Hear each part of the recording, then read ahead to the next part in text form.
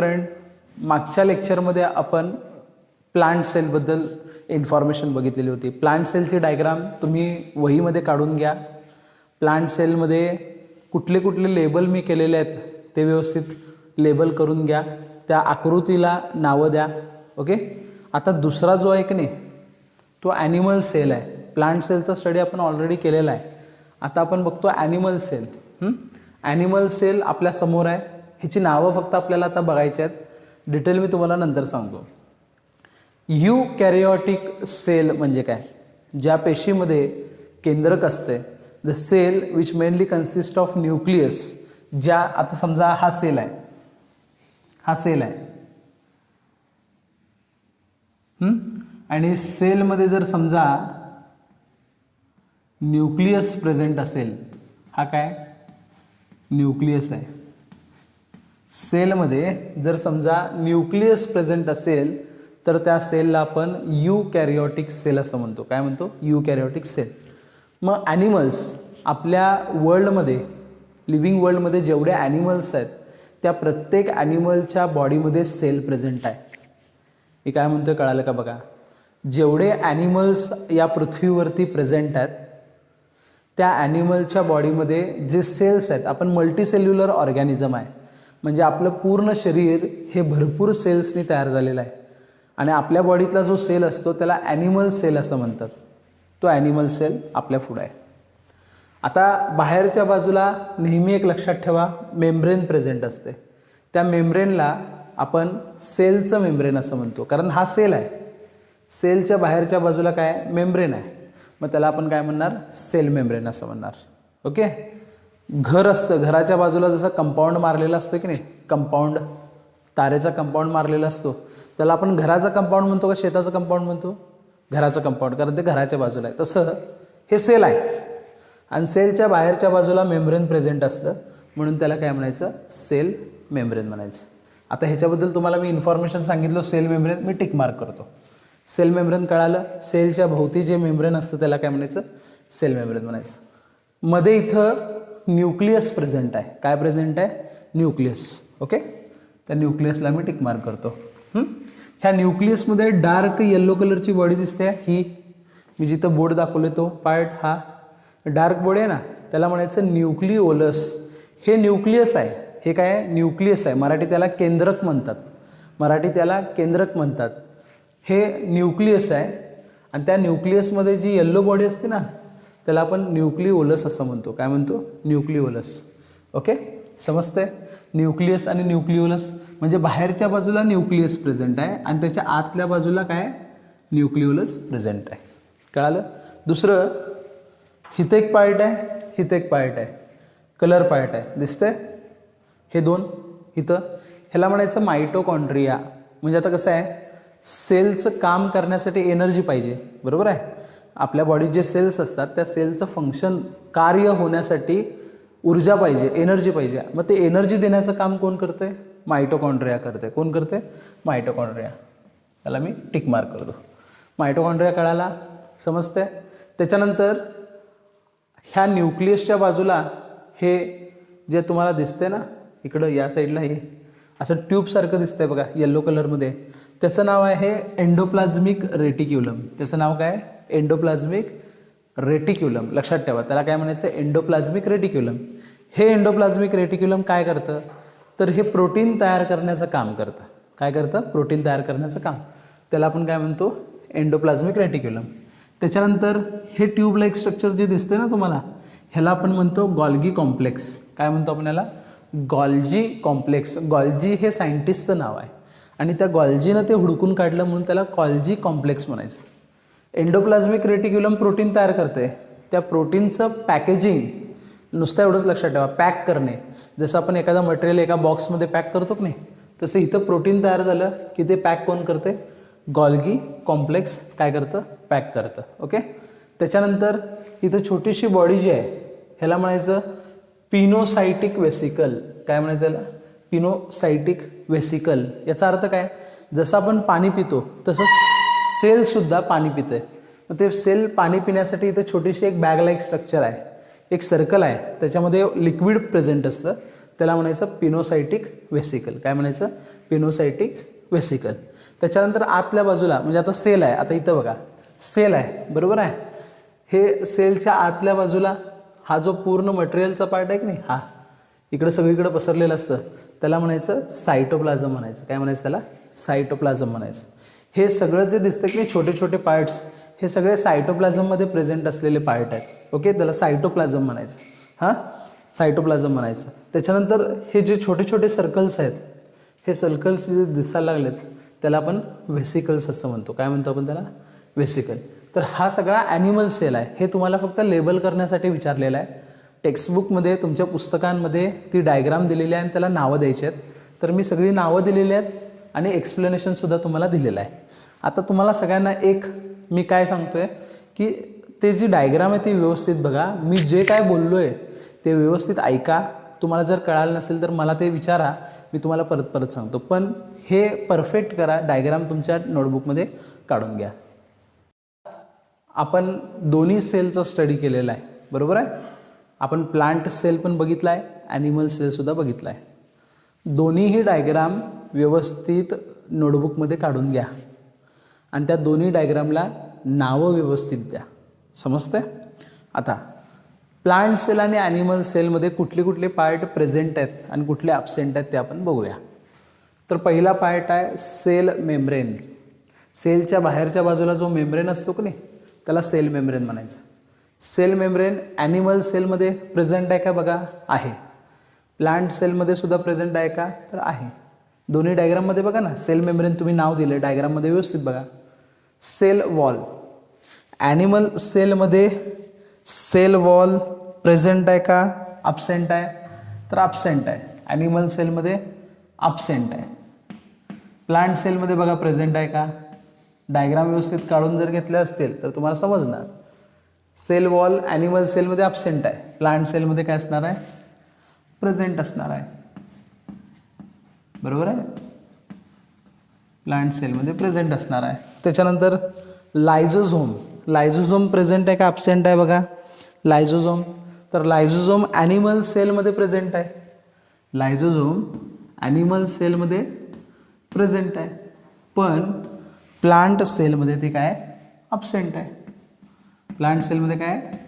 Absent आहे. Okay. त्याच्यानंतर plastid, plastid म्हणजे क्लोरोप्लास्ट. लक्षात ठेवा, प्लास्टिड याचा अर्थ काय? क्लोरोप्लास्ट. तर क्लोरोप्लास्ट ॲनिमल सेलमध्ये प्रेझेंट आहे का? नाही आहे, त्याच्यामध्ये काय? ॲब्सेंट आहे.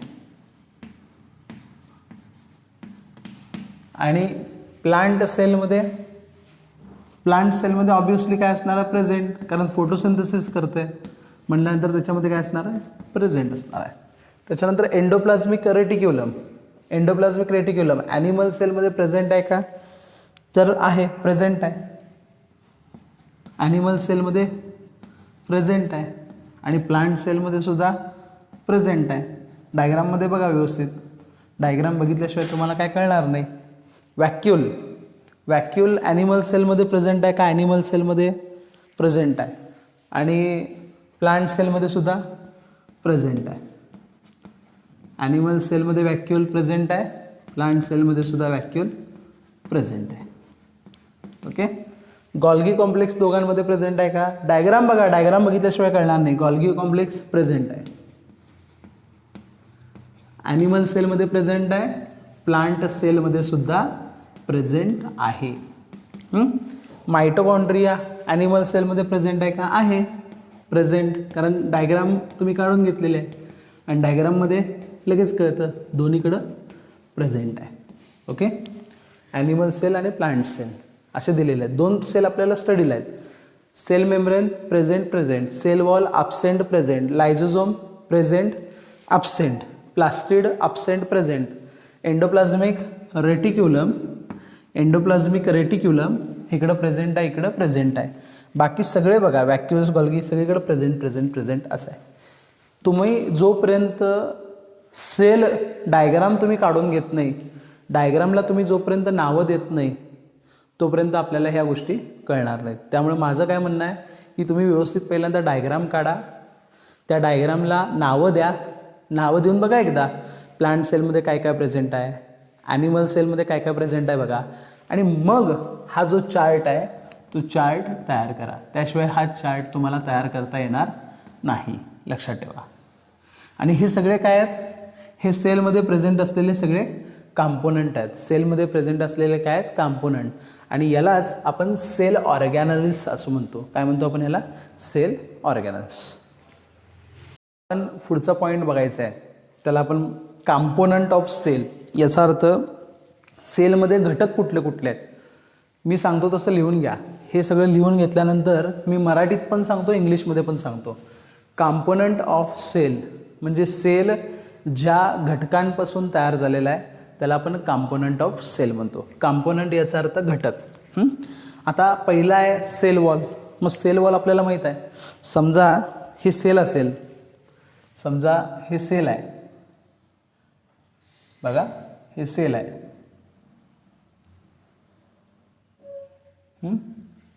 ह्याला आपण काय म्हणतो, सेल मेम्ब्रेन म्हणतो. आणि सेल मेम्ब्रेनच्या बाहेरच्या बाजूला असं थिक एक लेअर आहे. जसं आपण घराला भिंत बांधतो की नाही, घराच्या बाजूने भिंत बांधतो, तसं ही एक वॉल आहे, भिंत आहे ही, समजते. आणि आतल्या बाजूला हा प्लाझ्मा. लक्षात ठेवा, याला आपण म्हणतो प्लाझ्मा मेम्ब्रेन, जो किंवा प्लाझ्मा नको, सेल मेम्ब्रेन म्हणूया आपण, सेल मेम्ब्रेन. याला आपण काय म्हणतो, सेल मेम्ब्रेन. सेलच्या बाहेरच्या बाजूला येलो कलरचा जो पार्ट आहे की नाही त्याला आपण म्हणतो सेल मेम्ब्रेन. मी ॲरो कुठं दाखवला आहे बघा, सेल मेम्ब्रेन येलो कलर. आतल्या बाजूला सगळा सबस्टन्स असतोय, आतल्या बाजूला सगळा सबस्टन्स असतोय. त्या सबस्टन्सला म्हणायचं सायटोप्लाझम. काय म्हणायचं त्याला, सायटोप्लाझम. आणि जे व्हायलेट कलरमध्ये दिसतं ना त्याच्यावरती मी अशा आडव्या लाईन्स मारतो बघा. हे जे लाईन्स मारलं ना हे सगळं, म्हणजे तुम्हाला पहिल्यांदा कळू दे की मी सेल वॉल कशाला म्हणणार आहे. हे असं लाईन मारले की वरती त्याच्यावरती अशा लाईन्स दिसतात, ह्याला मी म्हणणार सेल वॉल. ह्याला मी काय म्हणणार, सेल वॉल. ओके, समजते सेल वॉल म्हणजे कुठं आहे ना. आतल्या बाजूला सायटोप्लाझम, बाहेरच्या बाजूला पिवळ्या रंगाचं दिसते ते सेल मेम्ब्रेन, आणि सगळ्यात बाहेरच्या बाजूला सेल वॉल. आता इन्फॉर्मेशन बघूया. सेल वॉल कुठं आहे बघा, it is found in around the cell. सेलच्या भोवती प्रेझेंट आहे, सेलच्या भोवती. अराउंड म्हणजे काय, सेल. आता समजा ही सेल आहे, ही सेल आहे बरोबर आहे. ह्या सेलच्या भोवती म्हणजे around the cell. Around the cell सगळ्यात महत्त्वाचं आहे. अराउंड, मी अंडरलाईन करतो, अराउंड द सेल ऑफ कुठले कुठले सेल्स आहेत, म्हणजे हे आल्गी आहे, फंगस आणि प्लांट यांच्यामध्ये सेल वॉल प्रेझेंट असते. आल्गी, फंगस आणि प्लांट यांच्यामध्ये सेल वॉल प्रेझेंट असते. ॲनिमल सेलमध्ये सेल वॉल अब्सेंट आहे. इथं काय दिलं आहे, animal cell lack of cell wall. हे जे लॅक दिले की नाही, लॅक म्हणजे अब्सेंट, लॅक म्हणजे काय, अब्सेंट. ॲनिमल सेलमध्ये सेल वॉल अब्सेंट असते. Cell wall is elastic and strong coat. Elastic कसं असतं की नाही, इलास्टिक ताणलं की परत त्याची शेप साईज पुन्हा त्याला सोडली की परत आहे असं. रबर, रबर ताना आणि सोडा परत आहे असं होते. तसं सेल वॉलसुद्धा कशा आहे, इलास्टिक आहे आणि स्ट्रॉंग आहे, बाहेरच्या बाजूला स्ट्रॉंग कोट आहे. It is around the cell membrane. मी तुम्हाला आत्ताच सांगितलं, हे पिवळ्या कलरचं काय आहे, सेल मेम्ब्रेन आहे. हे पिवळ्या कलरचं काय आहे, सेल मेम्ब्रेन आहे. त्या सेल मेम्ब्रेनच्या बाजूला around the cell membrane, around the cell membrane म्हणजे सेल मेम्ब्रेनच्या बाहेरच्या बाजूनी काय प्रेझेंट आहे, सेल वॉल प्रेझेंट आहे. इट इज कंपोज्ड ऑफ, कशापासून तयार झाले, कार्बोहायड्रेट्स. मराठीत ह्याला कार्बोदके असं म्हणतात. कार्बोहायड्रेट्स म्हणजे त्याच्यामध्ये कार्बन आणि पाणी असतं, वॉटर असतं. कार्बोहायड्रेट्स, कार्बोहायड्रेट त्यांचं नाव काय, कार्बोहायड्रेटचं नाव आहे सेल्युलोज आणि पेक्टिन. आणि काय, पेक्टिन. लक्षात ठेवा, कार्बोहायड्रेट याचा अर्थ काय, कार्बन आणि वॉटर या दोघांचं म्हणजे सिमेंट कसं तयार करतो आपण, सिमेंट प्लस पाणी घालून तयार करतो ना, त्या पद्धतीनं कार्बन प्लस वॉटर यांचं जे कॉम्बिनेशन आहे हे एकत्र आले, कार्बन आणि वॉटर एकत्र आले की त्याला म्हणायचं कार्बोहायड्रेट. मग त्या कार्बोहायड्रेटचं नाव काय, सेल्युलोज आणि पेक्टिन. पॉलिमर्स नावाचे काही सबस्टन्स असतात, आहे असं लक्षात ठेवा. पॉलिमर्स नावाचे काही सबस्टन्स असतात. जर समजा सेल वॉल अजून भक्कम बनवायची असेल, गरज पडली तर सेल वॉलमध्ये नवीन पॉलिमर्स ॲड होतात. त्याचं नाव आहे लिग्निन. काय आहे बघा, लिग्निन, क्युटीन, सुबेरिन. काय, सुबेरिन. गरज जर असेल तर सेल वॉलमध्ये एक्स्ट्रा ते ॲड होते. ओके. फंक्शन काय सेल वॉलचं, support and protect the cell. म्हणजे बघा, आतल्या बाजूला सेल आहे, बाहेरच्या बाजूने सेल वॉल प्रेझेंट आहे. म्हणजे आतल्या सेलला प्रोटेक्शन देणं फार गरजेचं आहे. मग प्रोटेक्ट करण्यासाठी सेल वॉल प्रेझेंट आहे. म्हणजे सेल वॉलचं फंक्शन काय आलं, प्रोटेक्शन आलं. काय आलं, प्रोटेक्शन. म्हणजे ते आपल्याला प्रोटेक्ट करते. जसं आपल्या घराच्या ज्या भिंती असतात त्या आपल्याला कसं प्रोटेक्ट करतात, तसं सेलच्या आतल्या बाजूला जे जे प्रेझेंट असते त्याचं प्रोटेक्शन कुणामुळे होते, सेल वॉलमुळे होते. त्याचबरोबर सपोर्ट देण्याचं सुद्धा काम करते. सपोर्ट म्हणजे स्ट्रेंथ देण्याचं काम करते, सपोर्ट देते. ओके. आणि दुसरं म्हणजे काय, आत जास्त पाणी येऊन देत नाही. म्हणजे बाहेरच्या बाजूला पाणी जर असेल, पाणी म्हणजे काय, H2O म्हणजे वॉटर. जास्त प्रमाणात पाणी आत येऊन देत नाही. एक्सिस प्रपोर्शन म्हणजे भरपूर प्रमाणात पाणी आत येऊन देत नाही. एक्सिस प्रपोर्शन याचा अर्थ काय, भरपूर प्रमाणात आत पाणी ते येऊन देत नाही. तर ह्याला आपण काय म्हणतो, सेल वॉल म्हणतो. कळालं सेल वॉल कुठं प्रेझेंट आहे, सेल मेम्ब्रेनच्या बाहेरच्या बाजूला जे प्रेझेंट आहे त्याला आपण काय म्हणतो, सेल वॉल असं म्हणतो.